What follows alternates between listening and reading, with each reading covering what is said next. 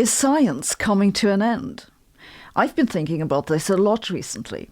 This may sound like old Sabina has finally gone completely crazy, fair enough, but I believe my worries aren't quite as crazy as they sound, though I guess that's exactly what a crazy person would say, wouldn't they? Crazy or not, I think it's worth discussing. Why might science end, and is it happening? That's what we'll talk about today.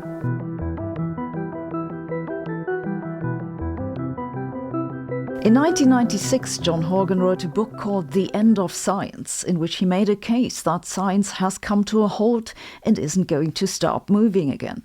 It made him, not so surprisingly, enemy number one of scientists, because it's not funny to have the end of your profession prophesied in a best-selling book if your income comes mostly from the taxes of people who buy those books. But Horgan isn't one to back down.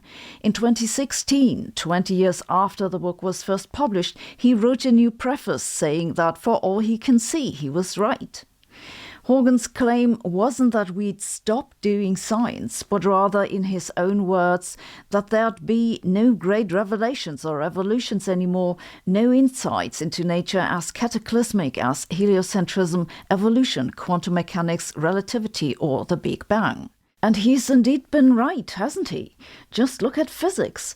All the big questions that were unanswered 40 years ago are still unanswered today. We still don't know what dark matter is, how to quantize gravity, or how the universe started. And it's true in all other scientific disciplines too. We still don't know how life began, what consciousness is, how to become immortal, and we still don't know why socks disappear in washing machines. I have a weekly science news show and a science newsletter, and it might seem like I'd be the last person in the world to agree with Horgan, but I think he has a point. He wasn't even the first to raise the issue. I came across this first in a book by John Barrow called Impossibility. Barrow had a logically very compelling argument. He said, knowledge about the laws of nature is either finite or it isn't, and we'll either find out all there is to know, or we won't. If the knowledge is infinite and we're really good at figuring it out, science will go on forever. But if the knowledge is either finite or we have a finite capacity for figuring it out, we'll reach a limit. We have no way of knowing what we don't know, so it's a real possibility that science will end. And the question is just, when? There is some ambiguity here on who or what we means. Maybe you and I aren't going to figure out all of science, certainly not if we keep spending all our time on YouTube, but we might mean a new kind of species that humans evolve into, or humans with brain implants, or humans with the help of artificial intelligence, or maybe we'll carry around spare brains in backpacks. But regardless of how we might expand our minds, that still remains the question whether we can indefinitely expand our knowledge or whether there's a limit. Horgan's claim is stronger than Barrow's. Barrow's just said science could end. Horgan says we've reached the end already. According to Horgan, the discovery of the laws of nature was a temporary phase in human development, and it's over. Just like the exploration of Earth's surface or that of human anatomy. There is a time when big discoveries happen. Then that time ends. This isn't to say that cartography or the study of the human body is finished, and neither is the further study of nature in other areas. NASA, for example, is making more and more precise measurements of the surface of Earth by scanning it with lasers, measuring even the height and depth of forests and the minute changes in gravitational pull from varying surface densities. But no one's going to discover a new continent. And we're continuing to explore the human body, finding new ways to fix things, like bridging damaged nerves. But no one's going to find an extra brain underneath the left kneecap. The age of big discoveries in those areas is over for good. And this raises the question, will the same thing happen with science in its entirety? Was the discovery of new laws of nature just a phase in our history that's passed? I think it's a possibility that we need to seriously consider. But most scientists, I think, dismiss Huygens' worry. And to be fair, physicists in particular have a good reason to dismiss the end of science. That's because physics has a lot of big open problems that we know require a solution. Like what's with all those observations that are usually attributed to dark matter? Is it some kind of particle that we haven't yet detected? Or do we misunderstand gravity? Our current theories can't explain it.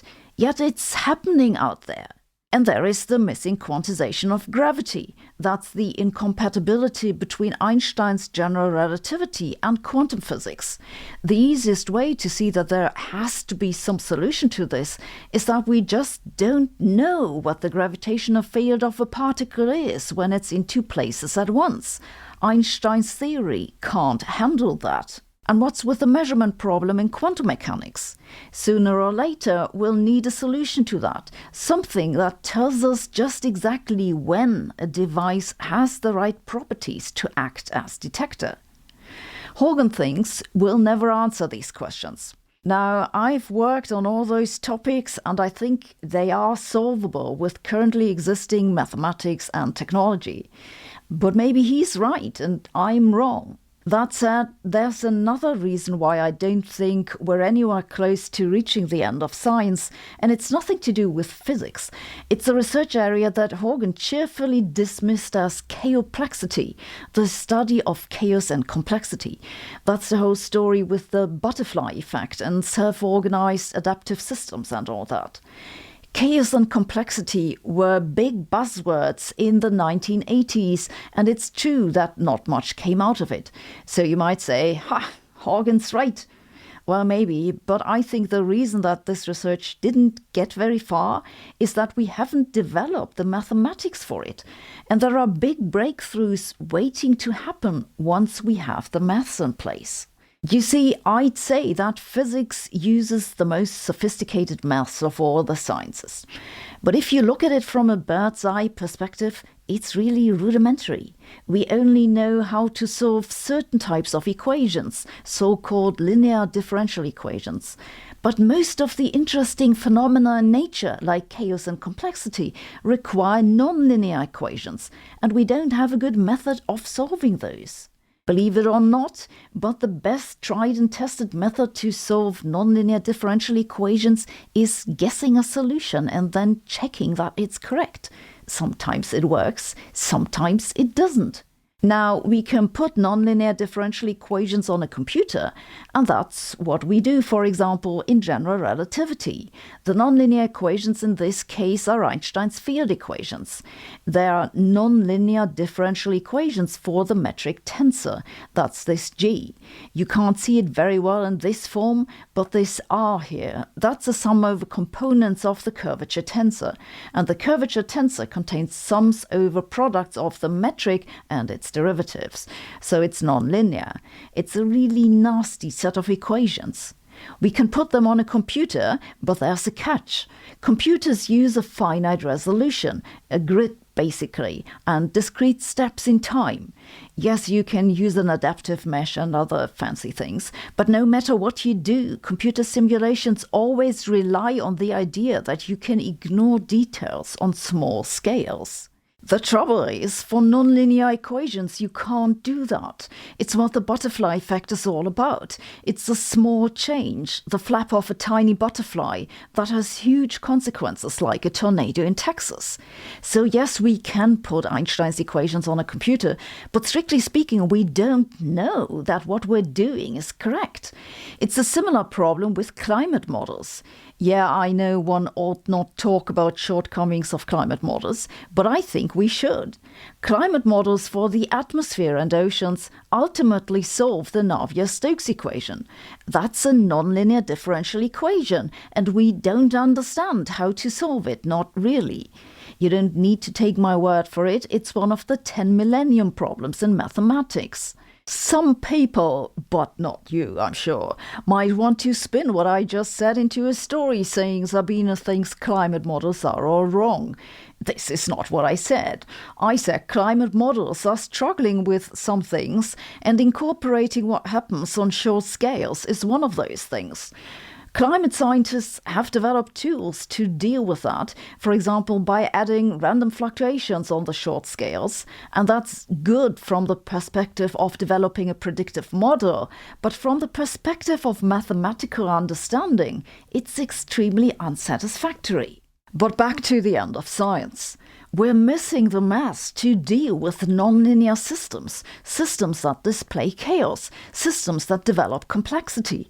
We don't even have a proper definition for complexity. It's probably the biggest gap in science right now, and it's the major reason I think science is nowhere near ending. We're missing a law of nature that explains how and under what circumstances complexity arises. There have been a couple of attempts at it. Curiously enough, just a few weeks ago, several papers appeared who had a go at it. They're all based on the idea of finding a way to quantify the growth of complexity. So far, I don't find any of those new laws of nature terribly convincing. But then again, my idea of a complex problem is saying no to a dinner invitation, so maybe I'm not the right person to ask. But for the purpose of today's video, it isn't all that relevant whether any of those proposed new complexity laws is right. The relevant point is that there quite plausibly is such a law. Scientists are on it, and if they found it, that'd be a really big deal. Think of all the cases where understanding chaos and complexity would have an impact. The stock market, nuclear fusion, society by large, the origin of life, saying no to dinner invitations. It's all about the growth of complexity. This is why I dare to say we've barely begun with science. We've done quite well in the microscopic and macroscopic regime. Particle physics and cosmology, yeah, it's worked fine because both are mathematically simple. But look at things like biological systems, life, consciousness, society and politics. We don't have the maths. Okay, so there are almost certainly new laws of nature left to discover in the mesoscopic range when complexity and chaos come into play, and quite possibly artificial intelligence is going to help us discover them. But I think we might be reaching the end of science nevertheless. Here's why. Think back of Barrow's argument. There are two reasons why science can end. It may be because there's nothing more to discover, and I just told you why I think that's not the case. But there's another reason. There may be natural laws left to discover. We're just too dumb to figure them out. I don't mean that we're too dumb in the technical sense that we can't work out the maths or develop a computer program to do it for us. I think we're too dumb to organize scientific research so that scientists can efficiently work towards those solutions. And ironically, the reason we don't manage to smartly organize science is that we don't understand complex systems in the first place. So it becomes a chicken and egg problem.